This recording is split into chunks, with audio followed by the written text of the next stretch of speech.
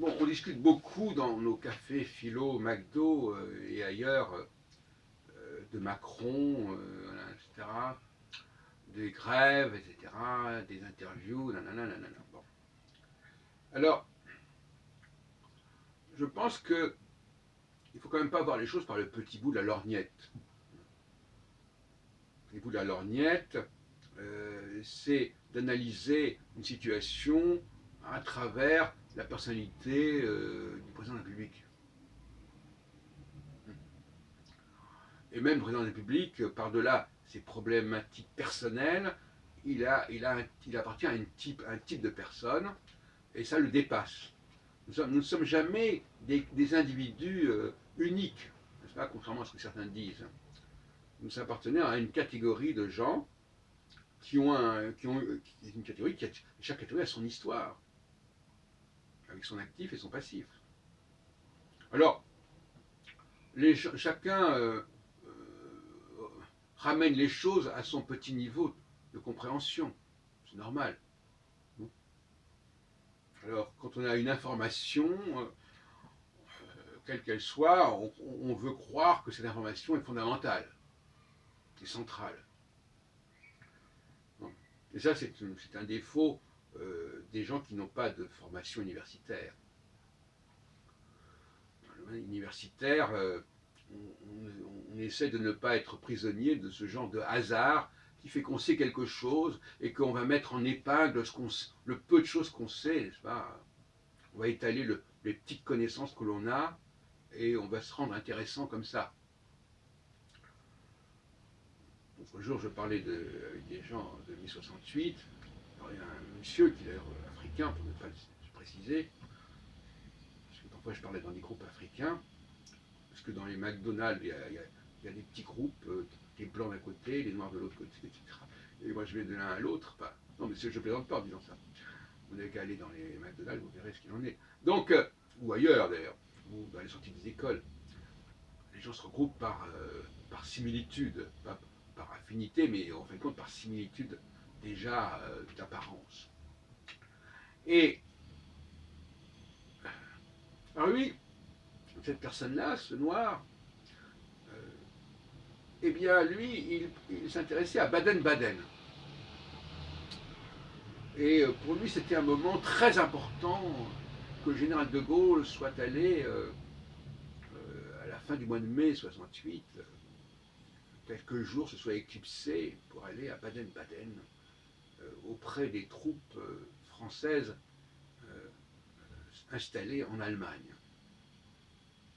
Alors lui, ça lui paraissait à ce garçon, ce monsieur, quelque chose de majeur, de fondamental, qu'on avait probablement oublié, qu'on n'avait pas accordé assez d'importance à cela.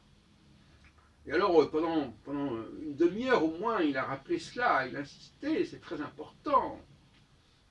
Je me disais, oui, bon, peut-être, je ne crois pas que ce soit si important que cela. Il y a eu les dissolutions de l'Assemblée, il y a eu le défilé sur la... Bon. Et alors, non, Baden-Baden, c'est ça qui a provoqué un appel d'air qui... Bon, voilà, alors... Tout ça pour expliquer ce qui s'est passé en 68.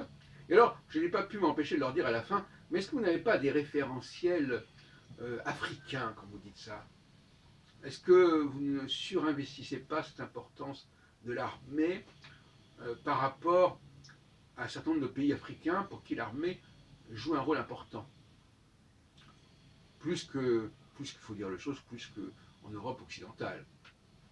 Donc, et oui, là aussi, il y a cette espèce de projection culturelle d'un environnement politique africain où, je leur ai dit d'ailleurs, et d'ailleurs ils n'ont pas su quoi répondre parce que ça les a un petit peu estomaqués que je leur dise ça, mais vous devriez quand même regarder un petit peu ce qui se passe en Afrique et vous demander si l'importance que vous accordez au voyage de Gaulle en Afrique, à Baden-Baden, pardon, est-ce que ça n'a pas, est-ce qu'il n'y a pas eu est-ce que ça ne résonne pas chez vous au niveau des gouvernants africains et du rôle de l'armée?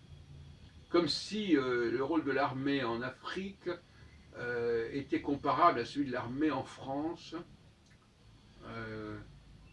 pour ne pas parler de la Turquie aussi, où l'armée a joué un rôle très important à certaines époques.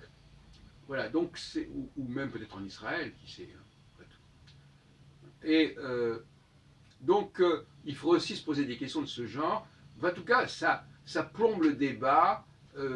Ces gens qui se polarisent sur un point et qui veulent absolument que ce point soit incontournable, soit fondamental, soit indispensable pour comprendre des phénomènes qui sont des phénomènes socio-politiques qui reviennent depuis des siècles en permanence, n'est-ce pas, de manière périodique et cyclique. Et à ce moment-là, il est évident que quand on a cette démarche-là, comme la mienne, on ne peut pas s'arrêter sur le caractère anecdotique de tel et tel point. En revanche, je leur ai dit que Baden-Baden est très important, mais ce qui est certain, c'est que ce que De Gaulle a réussi au mois de juin 68, Chirac et Juppé ont essayé de réussir en 97, au lendemain un an et quelques après les événements de fin 95, donc presque 96 d'ailleurs. Et c'est ça qui a marqué, et d'ailleurs qui a marqué d'autant plus que ce qui a été réussi en juin 68 a été raté en avril ou mai 97, c'est-à-dire 29 ans plus tard. Bon. Et donc, voilà, donc je leur dis, bon voilà, ça c'est important. Ça c'est important parce que c'est des choses qui reviennent. Hein.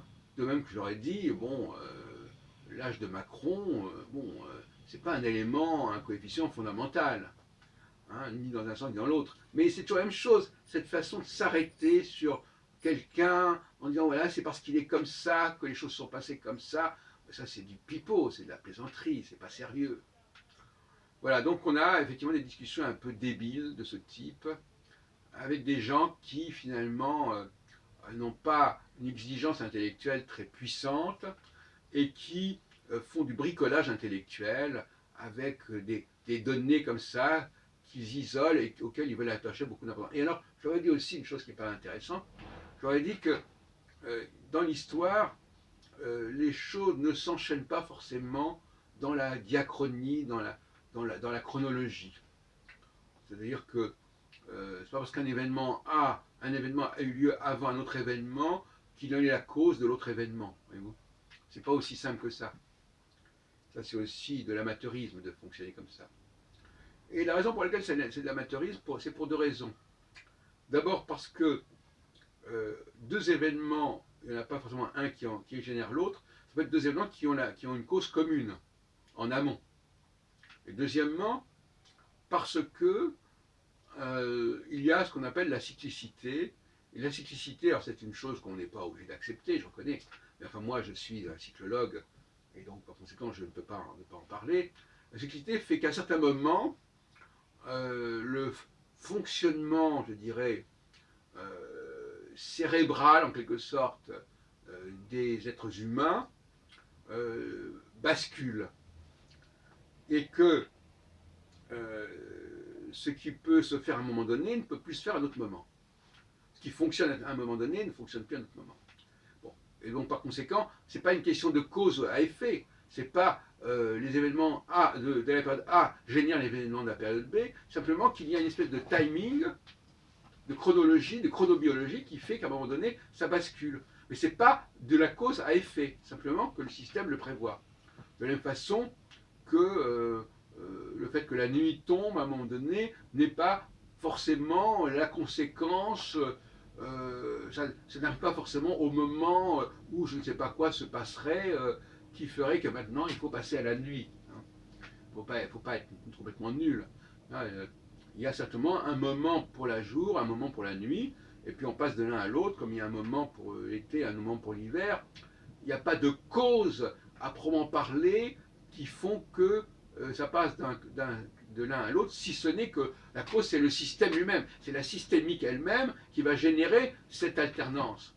Mais ce ne sont pas l'événementialité A qui va provoquer l'événementialité B. Hein, parce que tout simplement, ça viendrait avant.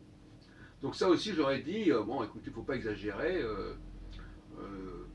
Le genre, c'était avant, c'était un jour avant.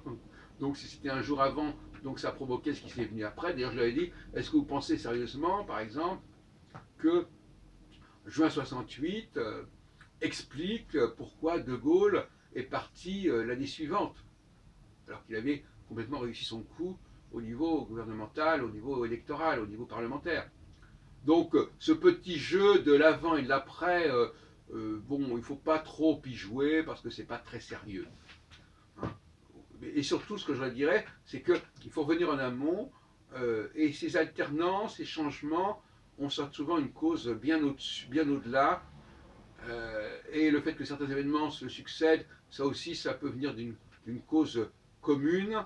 Et donc, évitons de mettre les choses comme ça dans la continuité quand elles sont dans un processus systémique. Et le système, la systémique, c'est pas forcément la continuité du tout.